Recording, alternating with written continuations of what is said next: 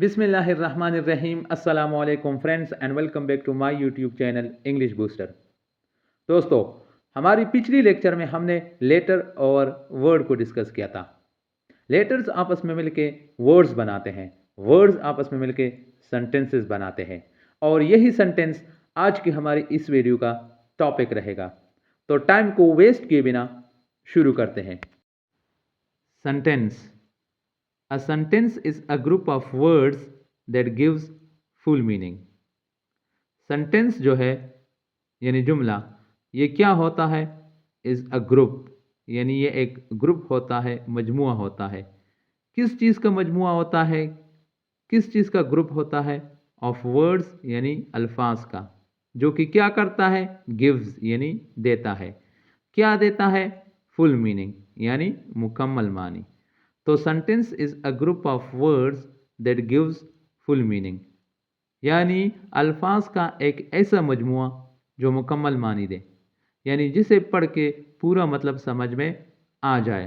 तो अल्फाज के ऐसे मजमुए को हम सेंटेंस यानी जुमला कहते हैं। फॉर एग्जाम्पल, मिसाल के तौर पर 2 and 2 make 4, 2 और 2 4 होते हैं।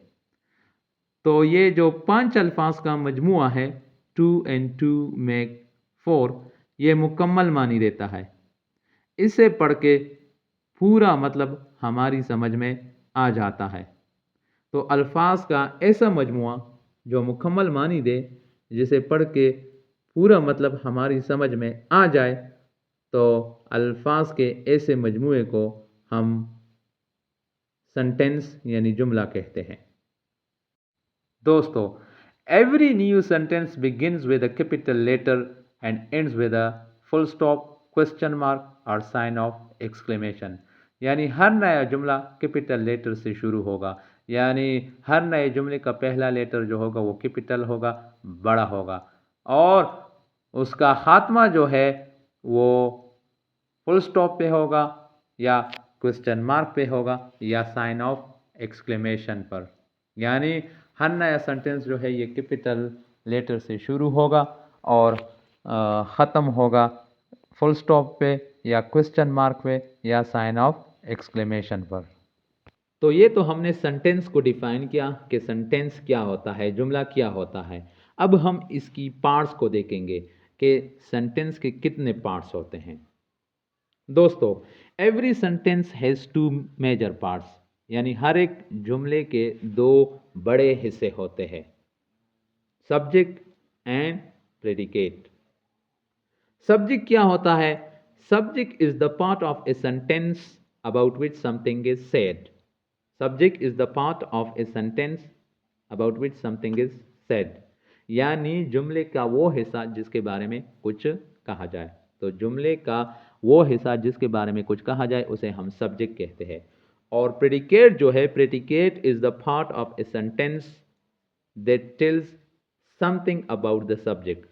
The part of a sentence that tells something about the subject, यानी जुमले का वो हिस्सा जिसमें सब्जेक्ट के बारे में कुछ कहा जाए। जुमले का वो हिस्सा जिसमें सब्जेक्ट के बारे में कुछ कहा जाए।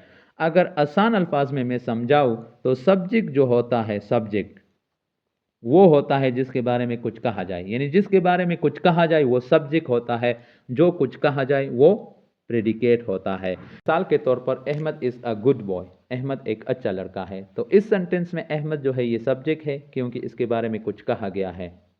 क्या कहा गया है? Is a good boy. तो इज़ अ गुड बॉय जो है ये प्रेडिकेट है। तो हर सेंटेंस के 2 मेजर पार्ट्स होते हैं, एक सब्जेक्ट और दूसरा प्रेडिकेट। सब्जेक्ट जिसके बारे में कुछ कहा जाए, यानी जिसके बारे में कुछ कहा जाए वो सब्जेक्ट, और जो कुछ कहा जाए उसको प्रेडिकेट कहते हैं। अब अगर हम इस सेंटेंस में देखें तो इसमें जो सब्जेक्ट है ये सिर्फ एक लफ्ज़ पे मुश्तमिल है, एक वर्ड पे मुश्तमिल है, अहमद पे।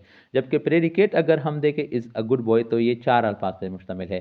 तो इसका ये मतलब नहीं कि सब्जेक्ट जो होगा वो सिंगल वर्ड पे मुश्तमिल होगा और प्रेडिकेट जो होगा उसमें एक से ज़्यादा अल्फाज आएंगे। तो अल्फाज की ऐसी कोई कदगन नहीं है।